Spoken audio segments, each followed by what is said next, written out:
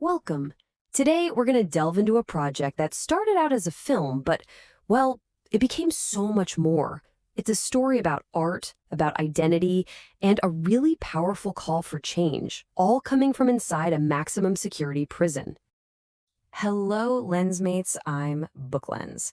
For this one, I invite you to just find a comfortable spot, maybe even lie down, close your eyes, and just let the story wash over you. We're going to unpack something that really asks us to look and to listen in a whole new way. So let's start with this question. I'm sure you've seen a few prison movies in your time, but what if one was created not just to entertain us, but to actually try and change how we think about incarceration itself? Well, that was the incredible ambition behind the HBO film OG. Now, to really get this film, we have to start with the title. OG. It's a term you've probably heard a bunch, but its meaning is the key that pretty much unlocks this entire project. So the term OG started out as original gangster, right? It was first used back in the 70s, but over the years, it's kind of evolved to mean something more. It's about respect, authenticity, being an originator. The film plays with both meanings, telling the story of an original who's at the end of a very, very long sentence. And this is where the film really steps away from the crowd. A lot of prison dramas can fall back on the same old cliches and stereotypes. OG made a very different choice. The goal wasn't just to tell a story about prison. It was to make you feel the human experience of it, all through this intense focus on realism. And how they got that realism? Well, that's the next part of the story. And this, right here, is where things get truly remarkable. The filmmakers didn't go out and build a prison set. Nope, they went right to the source. Just try to imagine the logistics of this. OG was shot entirely inside a real, working, maximum security prison. The people you see in the background, the guys with smaller roles, a lot of them were actual residents and staff of that prison. So you have professional actors like the amazing Jeffrey Wright, and he's down on some Hollywood soundstage. He's right there working day in and day out alongside men who are actually serving time. You know, the director, Madeline Sackler, she went in expecting to have to make huge compromises. She figured she'd have to cut a third of her script. But in her own words, the prison's response was surprising and exciting. Can you believe it? They approved everything. That kind of access is almost unheard of, and it's what gives the film that raw, you are there feeling.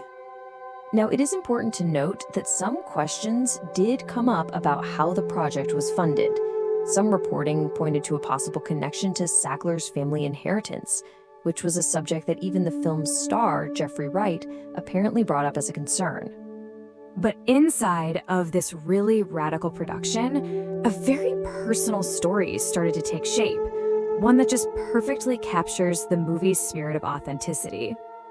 I want you to meet Theophis Carter.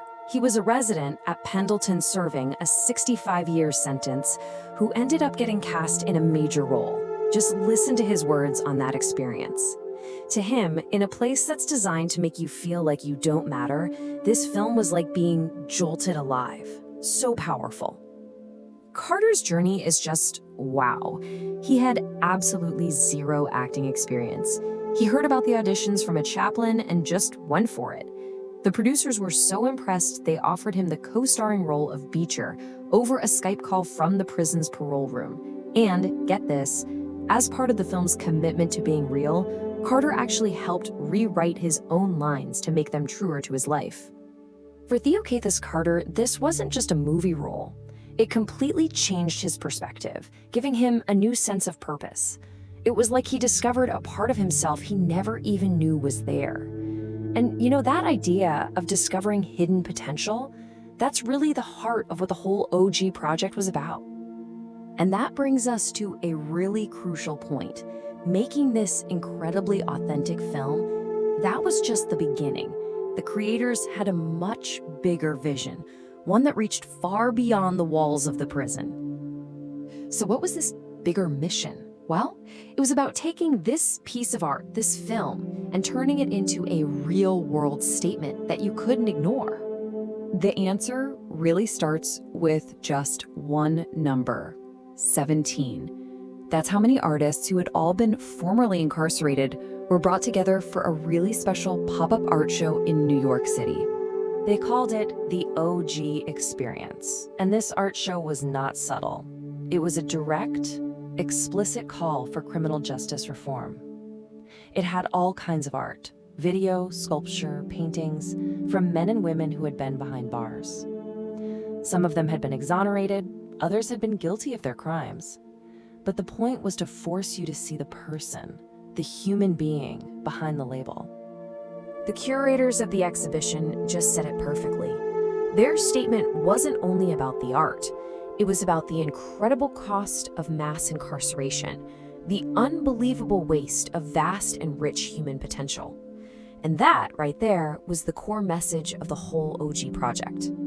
So when you bring these two things together, a powerful film and this striking visual art, you get a project that was really trying to do one specific thing: change the entire narrative we have about prison.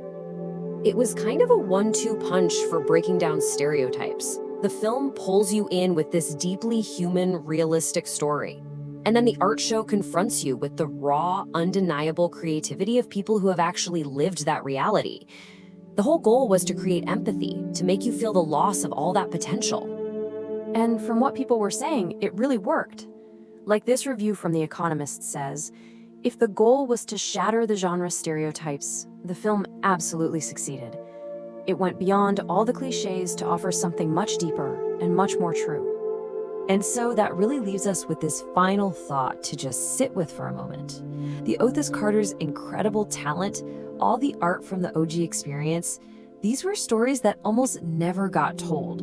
It just makes you wonder, if one single project can uncover so much hidden talent and humanity, what other stories, what other potential is still out there, locked away, just waiting for a chance to be seen? Thank you for listening, Lensmates.